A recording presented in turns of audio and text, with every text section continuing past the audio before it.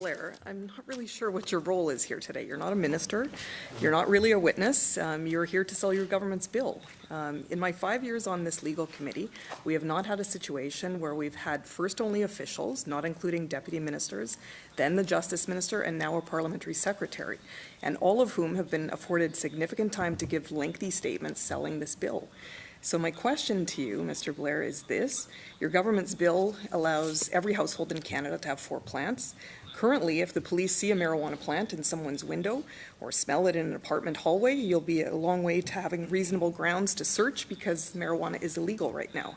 But with your bill allowing that home grow element to be legal for plants in every household, you're making it exponentially more difficult for police to obtain those reasonable grounds to search and to stop the types of huge grow-up operations we've heard about that exist in states like Colorado where it's legal.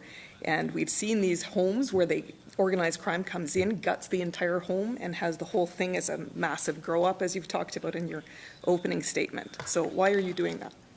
Let me be really clear exactly what is in Bill C-45.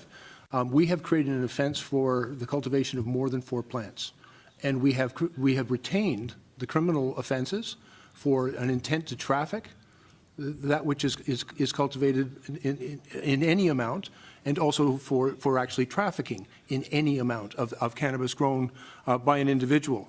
We have also recognized in our discussions with senior officials at provinces and territories, and it's been very explicit in our discussions with them, that they have not only a right but a responsibility to put regulations in place to ensure that that can be done in their own communities and in the context of their own communities in a way which is responsible, protects the interests of children, and is entirely consistent with our shared goals. And I'll tell you, as I traveled across the country, there's an overwhelming consensus that the current system is failing our kids and we need to do better, and that whatever regulations they bring in place for these 4 plants or however they choose to do it must be consistent with the goal of keeping it out of the hands of kids, and also, and if I may, also consistent with the goal of preventing organized crime's infiltration in this. You made reference to some of the American jurisdictions, and quite frankly, in one jurisdiction in particular, they did have a significant problem with organized crime exploiting the personal cultivation, but they did not have a licensed production system such as we are putting in place for C-45. They had, most of their cultivation was taking place in a personal environment, and the weakness of that was exploited. We learned from that. We listened to them.